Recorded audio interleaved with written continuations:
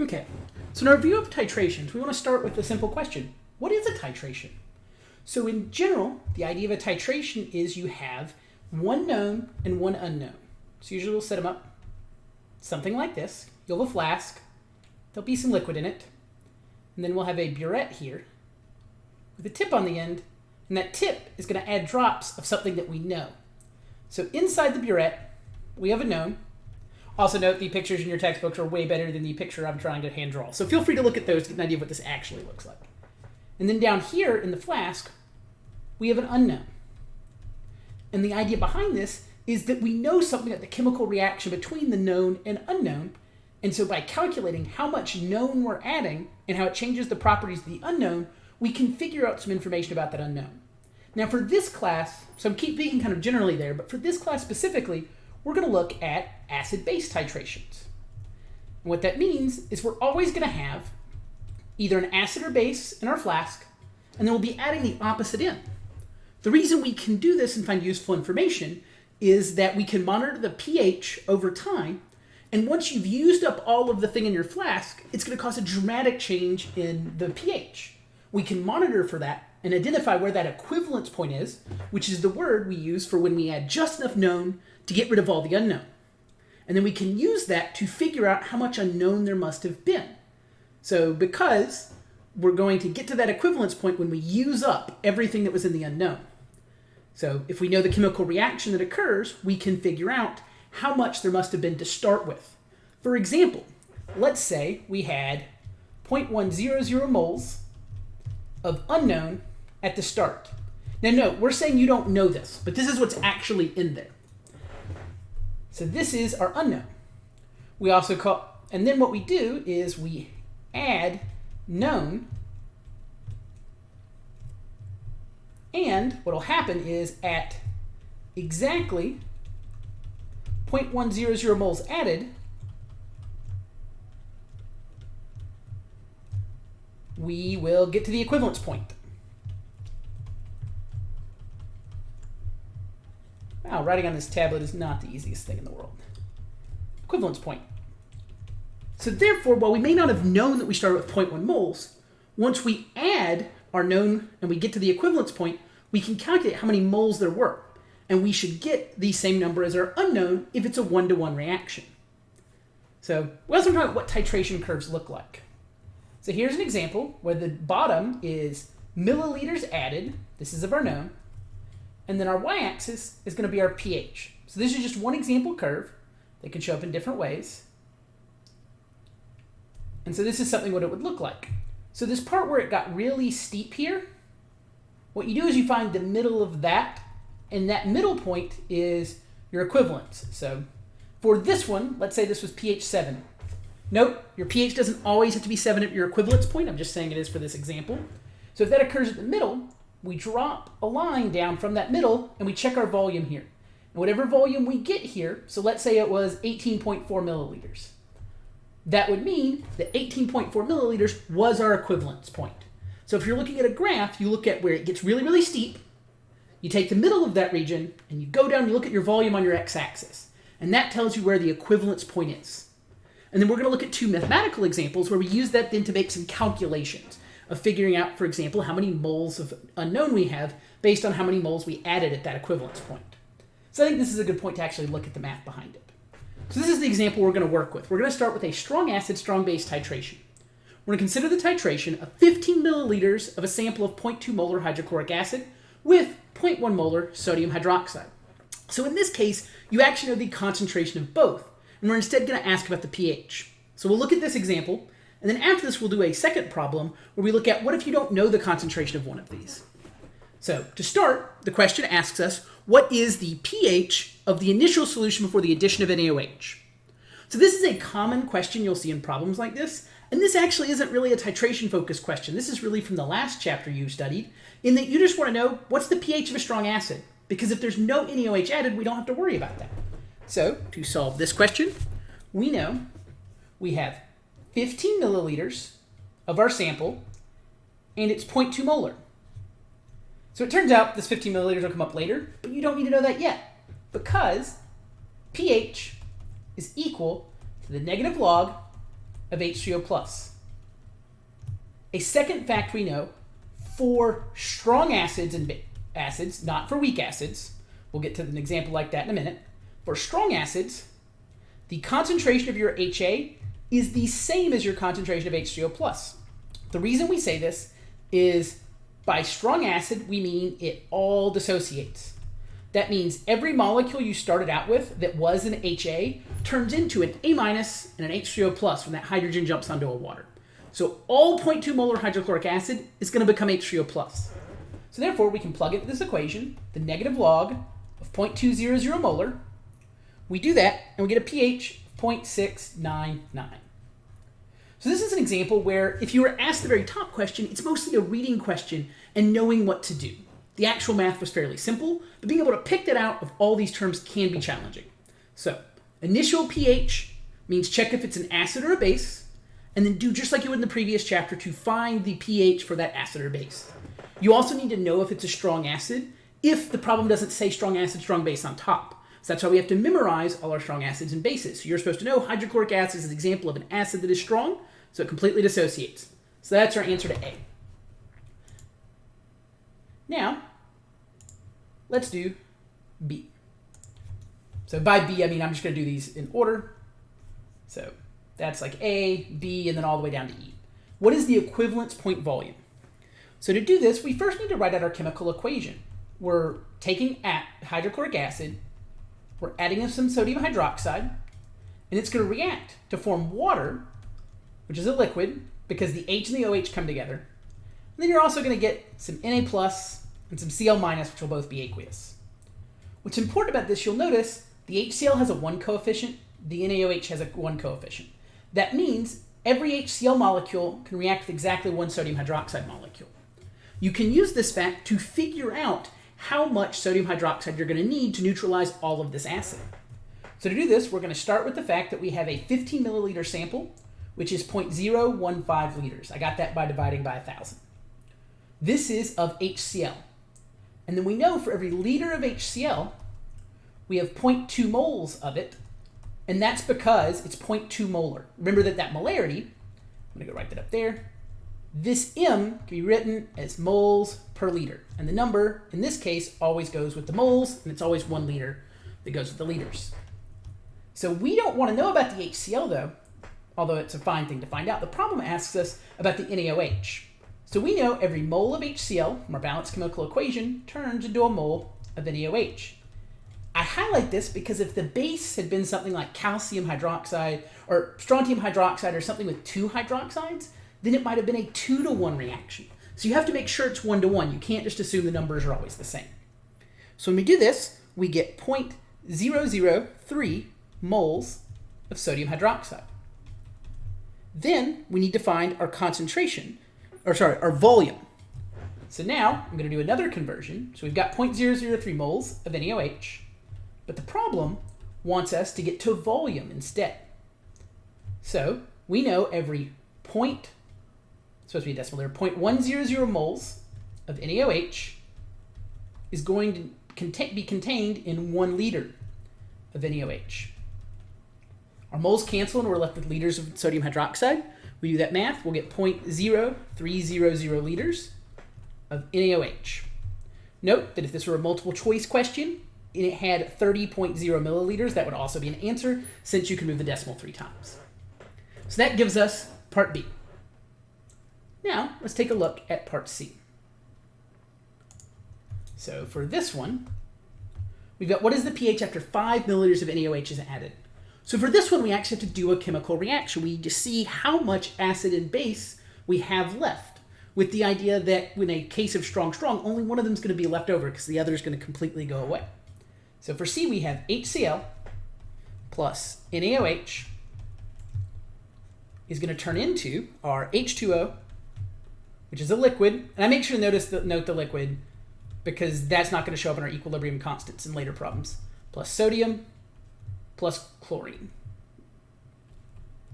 Sorry, that didn't look very much like a C, and these should both say aqueous next to them. Now, for this one, because we're doing a reaction between these two, rather than starting with one and having it turn into the other, we're going to use something we call a BAA table. So B stands for before. What did you start with? What's important about the difference between this and ice is that this is always in, so this is in moles. This is for our BAA. And it's going to be when we're adding a base or acid. So the reason we're doing this is because we're adding one to the other, so they're going to react with each other. So then we're worried about the moles. In the ice problems, we were always doing things where we had a concentration and looked how it changed, but we weren't adding something new necessarily. So here, our HCl, we have 0.003 moles of it. We don't start with any sodium hydroxide, we're adding that. We don't worry about water because it's a liquid, and we're not starting with any sodium or chlorine, none was mentioned. Now our addition, we're not adding any HCl, we are adding NaOH. So you need to be able to figure out from the 5 milliliters of 0.1 molar, if you calculate the moles there, you'll get 0.0005 moles. I'm going to do this calculation once here, but you're going to have to do it for the remaining times because it's just a calculation you have to do a lot. So just to check, I'm going to go up here. And so we have 0.005 liters of sodium hydroxide that we've added. We then use the molarity, where we know that for every 1 liter of sodium hydroxide that we added, it will contain 0.1 moles. We multiply those two, and that's where I get the 0.0005 moles from. I'm going to do that calculation about between this and the next example. I'm going to do it 6 or 8 times. I'm not going to be showing it for the future ones. But that's always what I'm doing. I'm taking my volume, and I'm multiplying it by the molarity because that makes the liters cancel and leaves me with moles. We're not adding any sodium. We're not adding any chlorine. Now the last section is something, the second A stands for after addition. But I'm going to put a row in between because we need to know how is my starting HCl going to react with my NaOH. So if we think of this like a 12-11 limiting reactant problem, there's less NaOH than there is HCl. Therefore, when they react, because they can't coexist, we're not going to have a strong acid and strong base in the solution at the same time, all of the base is going to get used up, and that's going to get subtracted. So when we use up the sodium hydroxide, we're also going to use up some of our acid, just not all, because each molecule of sodium hydroxide reacts with 1 molecule of HCl. We don't worry about the water. We're going to add on the product side 0.0005 moles. So that should be a decimal there. And we're going to add 0.0005 moles of chlorine minus. Note, for this problem, the Na and Cl don't matter, but it will on some future ones. That's why I'm writing it down. So here we have 0.0025 moles of HCl. We have no sodium hydroxide. We have 0.0005, 0.005. So the important thing is we have a strong acid left over. So now we can find this like we would find the molarity of any strong acid, the pH of any strong acid. Find the molarity of it, take the negative log of that, that's your pH. So first, I need to know my concentration of HCl. So we have 0.0025 moles, and then the volume, we started with 15 milliliters and we added 5 more. So we have 20 total milliliters, or 0.020, make sure I did my math right earlier. Yep. 0.020 liters.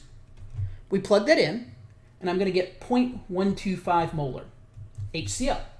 It's a strong acid, so that's also my concentration of H2O+. So I can take the pH by taking the negative log of 0.125, and that's going to give me a pH of 0.903, which makes some sense. Our previous answer was our pH was 0.699. Now we've added some base, and it's gone up a little bit. In the case of a strong acid and strong base, until we've neutralized all the acid, it's not going to change rapidly. The rapid change is going to occur entirely at the end, once we've added just enough sodium hydroxide, because then there'll suddenly be a lot of base. So that gets us through part 3. So now, let's clear this off. Now you like seeing question 4, you may not know why yet, but what is the pH of the equivalence point? For a strong acid, strong base titration, the answer is pH equals 7. Everything is neutralized. That's all we have to say. There are no acids and there are no bases other than just pure water. So we don't have a pH difference. Note, when you get to the weak acid case, this problem is a lot longer. But for strong acid, strong base, there's no work to show. It's just pH equals 7. Everything is neutralized. And there should be a D on the end of that. It's not everything is neutralized. Now, the last question. What is the pH after 40 milliliters? We solve it just like we did in C. The difference is going to be that we have extra sodium hydroxide instead of extra HCl. So we're going to run out of a different ingredient, different reactant. They are ingredients too, but we usually call that for food, not for chemicals. So I'll rewrite our equation. We have Na plus and Cl minus, both aqueous. And our before is still, there we go. Before is still the same. This is 0.003. We don't have any at the start. Don't worry about water the whole way through. We don't start with any sodium or chlorine. We're going to add, but this time, if you do the calculation, you're adding 0.004 moles of sodium hydroxide. We're not adding anything else. So our change now is we're going to run out of HCl first. You can't subtract 0.004 because that'll give you negative hydrochloric acid, which doesn't make any sense. We can't have negative molecules. So we're not going to write 0.004 like I started to because I was talking about it. We're going to write 0.003. That's how much we're going to get rid of. I'm going to make more on this side. Again, I'm still writing it on the other side because when we get to the weak acid case, that side's going to matter. So we don't have any HCl. Now we have 0.001 moles of sodium hydroxide. And we have some sodium, and we have some chlorine. So now we have this. So I want to know what my concentration of sodium hydroxide is. So we have 0.001 moles. And then volume-wise, we started with 15 milliliters, and we added 40. So we have 55 milliliters. So that will give us 0.055 liters. Now, if we do the calculation with that, we should get 0.0182 molar.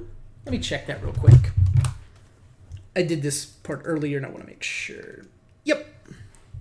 So if we take the negative log of that, it will give us our POH. We're doing POH this time since this is a base, not an acid. So it gives negative log of 0.0182. That'll give us the answer 1.74. We then want to know the pH, which is going to be equal to 14 minus the POH. We'll plug 1.74 in for the POH. And you do that, and you get a pH of 12.26. So that is the pH after we've added 40 milliliters. And since we're past the equivalence point, it should be basic because we've got extra base rather than extra acid. So that gets us through all 5 steps of this problem. Please note that for exam questions, you won't necessarily answer all 5 of these in the same question. Titration problems are long, and I recognize this too. So there's a very good chance you'll answer 2 or 3, or if it was to answer all 5, it would be like a 12-point question where you had a bunch of points for that, and we would check, and if you make one mistake and it goes to the other steps, we would take that into account when grading it. Let's do one more titration question that will actually be a lot shorter. And it's also a really useful one. You definitely will have questions like this in a chemistry exam. So let's say we want to find the concentration instead, rather than already knowing it. So we're going to have 0.2 liters of an unknown. So we got a flask here. It's got some stuff in it. And it has 0.200 liters, or 200 milliliters. This flask is pretty big. And we're going to add some hydroiodic acid. Drop, drop, drop, drop, drop. So we are adding HI here. And this is our NaOH. And that is way too compact, but you get the idea. So we want to know what's going to be what's the concentration of hydroiodic acid. So I need to figure out some stuff about the equivalence point. So I'm going to start by doing HI plus NaOH. When those react, we're going to form water, which is a liquid, plus Na plus I minus. Therefore, this is already balanced, so it'll be a 1-to-1 relationship. So now let's take our 24.2 milliliters, which is 0.0242 liters. And we know that for every 1 liter of this, there are 0.100 moles of NaOH. We also know for every 1 mole of NaOH, there's 1 mole of HI. So therefore, if we do that, we will get 0.00242 moles of HI. So now we need to take that and figure out what that makes the molarity. So our HI, we had 0.00242 moles. Now, this is the part that at first can sound kind of strange. So you're going to be dividing it by 0.200 liters, not by 0.2242. The reason for this is you want to know what the concentration was initially. We want to know about what the hydrochloric acid was at the start. So that 0.2 liters contains all the moles of HI. As you added this NaOH, That is going to change the volume. And if you wanted to know the pH, you would need to calculate that. But it's not going to change the concentration of a hydroiodic acid. It's not going to have any impact on that at all. So what we want to know was what was the concentration of the HI when we began. So if there were 0.00242 moles of HI in the solution, that's how many there were at the start. So that's why I'm dividing this by 0.2 liters here. So when I do that, we're going to get 0.00242 divided by 0.2. We're going to get that this is 0.0121 molar. And that is the concentration of our hydroiodic acid. I'm sure if I have one more slide here or not. So now we want to go back to some of the conceptual stuff. What does a strong titration curve look like? So again, when we draw our curves, the x-axis is going to be volume added. And the y-axis is going to be pH. So the important things. We start at a low pH. Let's assume this one's going to start, we know. So we're just doing a random curve. So this is going to start low on the graph, so it's going to be below 7. So I'm going to make a mark here at 7. So if it's a strong acid that you're titrating, it better start down here. We'll do two titration curves next to each other. If it started up top here, that would be a strong base that you're titrating, not a strong acid. So then we're going to go through the region where we're adding acid, but we're adding base. Sorry. So this is acid adding base. The one on the right is going to be base adding acid.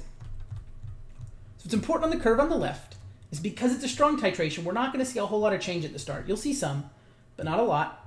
And then suddenly you're going to see a really large spike. And the middle of that spike, if drawn appropriately, don't erase my thing, should occur right at 7. And you'll notice it's a really sharp increase, and then it flattens out here. The base will look a lot like that as well, but it's just going to be that it's changing a little bit, and then it spikes down, and then it goes down there. And it depends on the exact concentrations where it'll start and end at. So not every curve will start and end at the same spot, but they will look similar to this. So this is just a pictorial representation of what titration curves could look like. The last thing I want to mention is what is an indicator. We use these in lab some. So if I have a flask, and I'm going to start out with something that's clear in here, we are going to have added an indicator. So what an indicator does is it's a compound that changes colors based on pH. So I'm going to use the example we used in lab of phenolphthalein. It's going to stay clear when we're in the acidic range, but if you get towards a basic range of 9 or 10, it's going to turn purple. So let's assume this was an acid and we have some phenolphthalein in it. It's going to start clear. So I'm going to redraw our flask without the label. So it's clear. Then we're going to add base. We're going to add enough to get rid of all of the acid. As soon as we have some excess base, it's going to turn purple. I don't have a purple pen. Pretend this red highlighted thing is purple. So this was before change and after our change. And the specific value that you're going to see that change depends on the indicator. So there are lots of options for different indicators, and they change at different pHs. So we always choose an indicator based on what we're interested in. So we have to know something about our reaction. Do we care about when it changes from 6 to 9? Do we care when it changes from 2 to 4? So there are different conditions where you might see these types of changes. So we'll choose an indicator that works at the region we care about. So you can't just pick some random indicator. We pick one that will work inside that region.